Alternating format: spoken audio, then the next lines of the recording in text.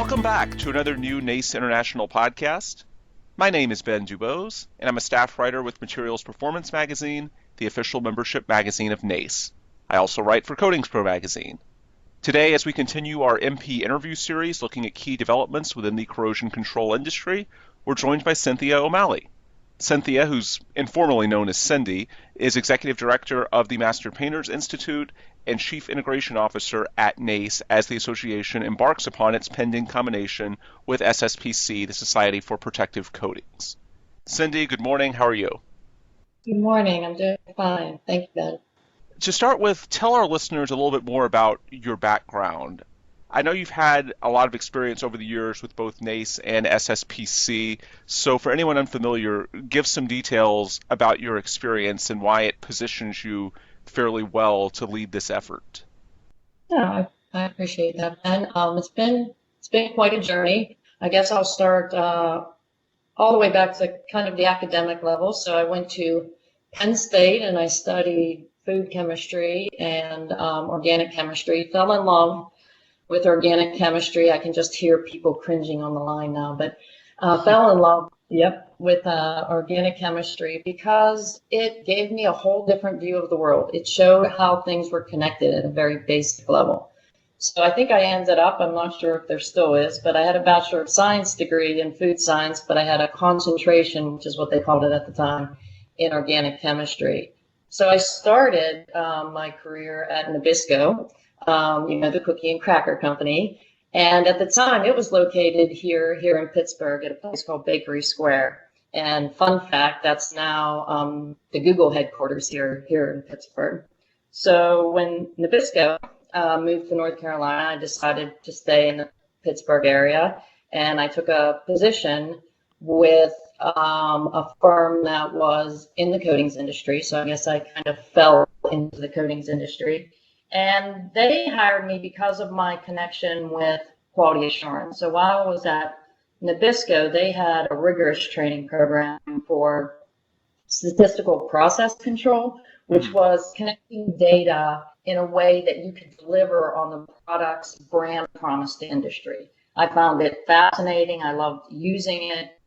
And I was able to apply that, across the industry, the coatings industry, to testing of coatings and delivering on the brand promise of coatings to the industry. So I started there in developing a quality program for this organization and ended up over time managing their laboratory services and then consulting and then vice president of their professional services department. And all of that stemmed from development, taking the skill sets of those teams that I was working with and the people that I was working with.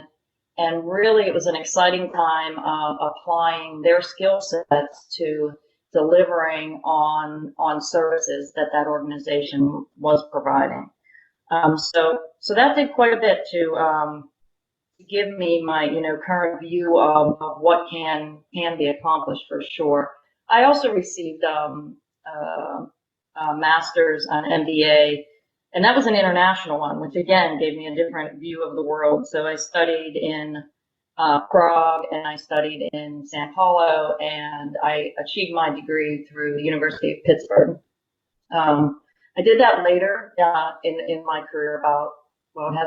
It's been about 5 years ago that I completed that degree.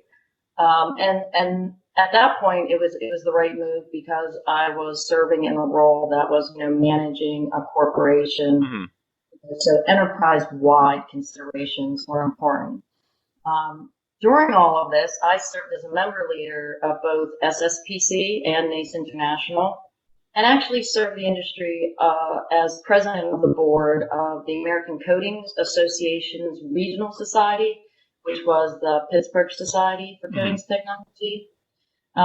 Looking back, some of my favorite member leadership moments were I worked with Joyce Wright, who is now SSPC's current president of the board of directors.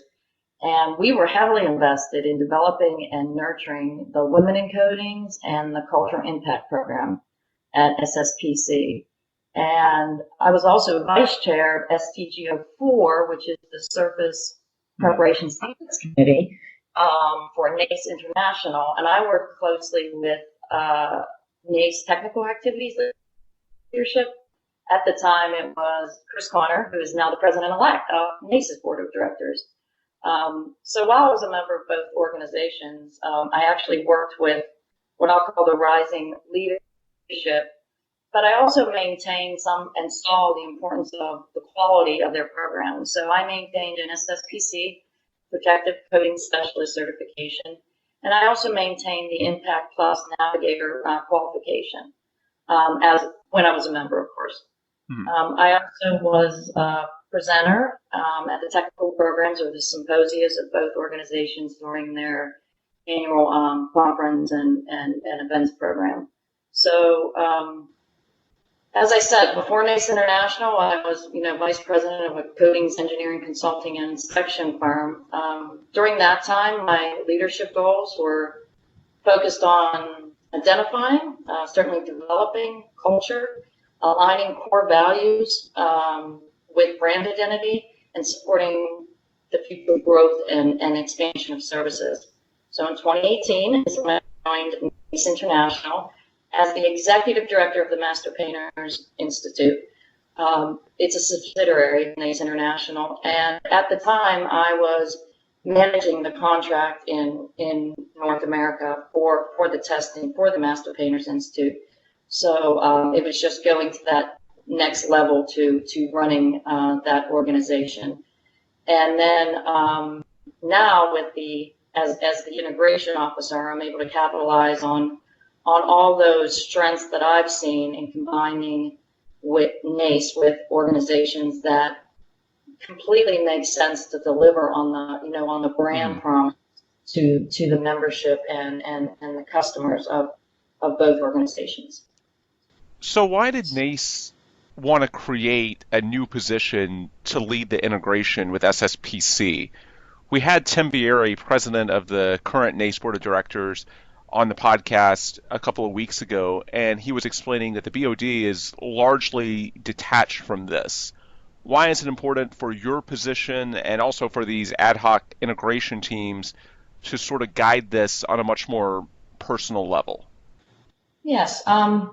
Well, the board is involved to a degree, but the process of bringing these two organizations together certainly requires more time than can possibly be asked or expected of volunteer member leadership. Plus, in addition to that, combining NACE and SSPC and all the components of each organization is a lengthy process. So there needs to be, I would say, someone or a role that leads to consistent oversight of the process. The Chief Integration Officer is certainly a dedicated role. So it provides both strategic and operational leadership to support that integration.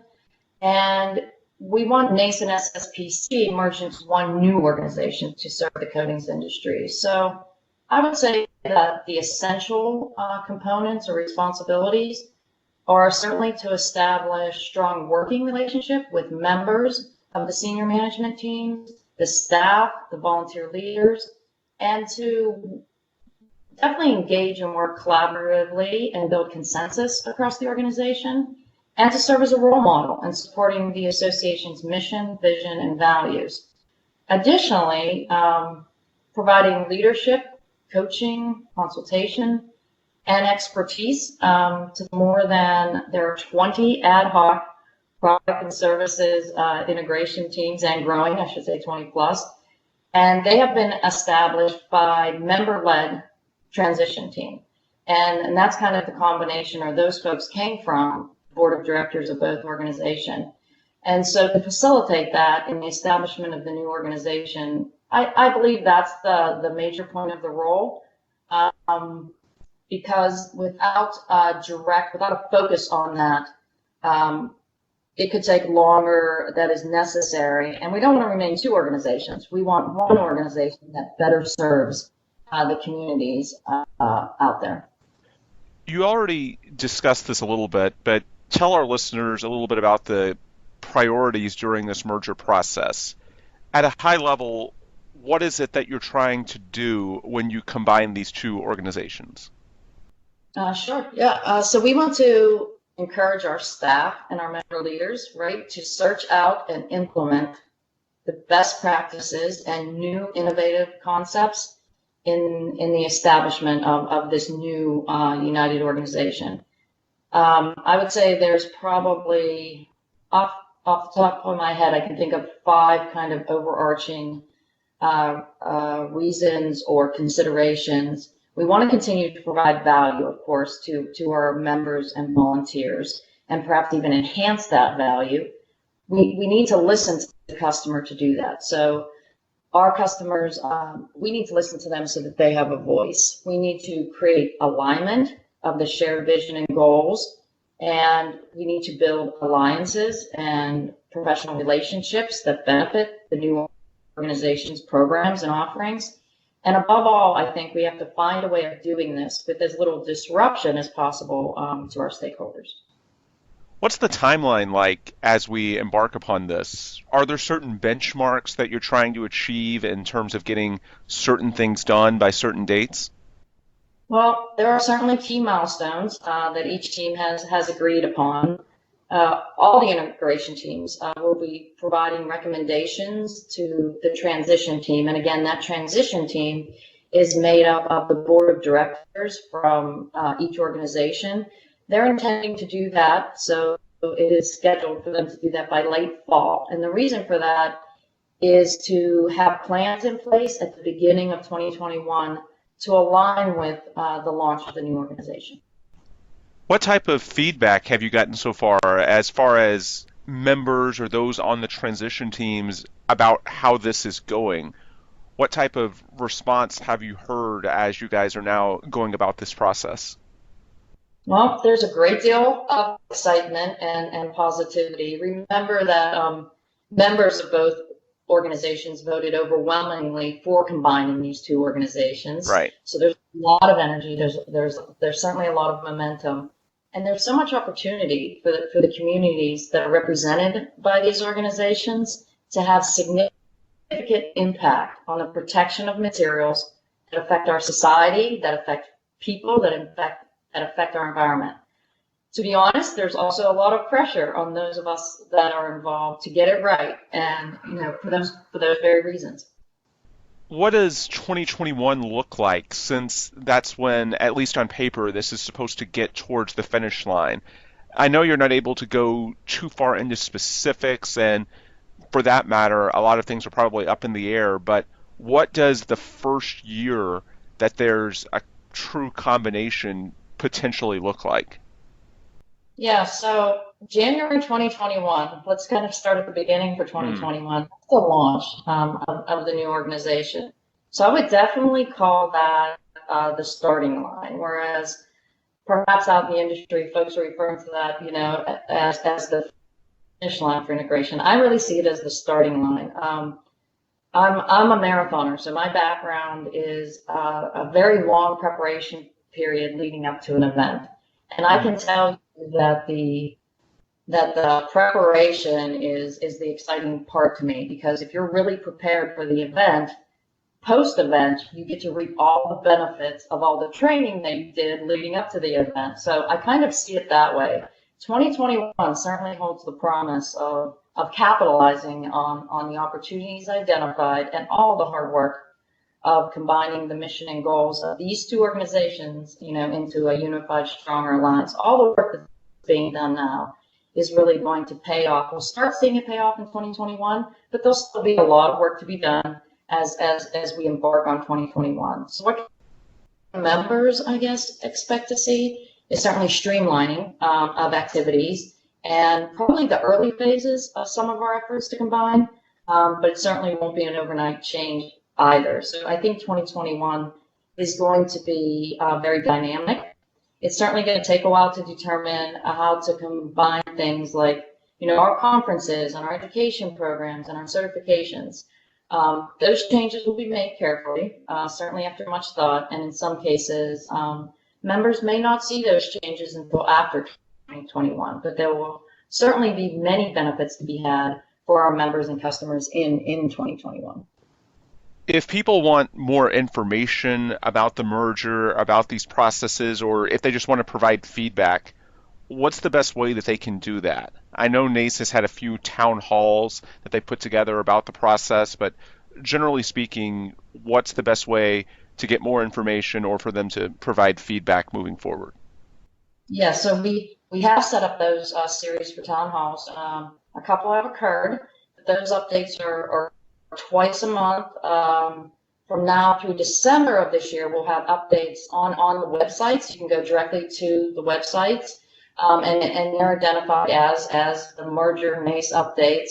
The town halls are scheduled approximately once a month from now to the end of the year. So there will be many more town halls, but if you want immediately, all right, where are all the updates from all the different places updates have been shared, pulled together, I would definitely go to the NACE website, and then you can, browse the summary of all the different updates as we progress forward.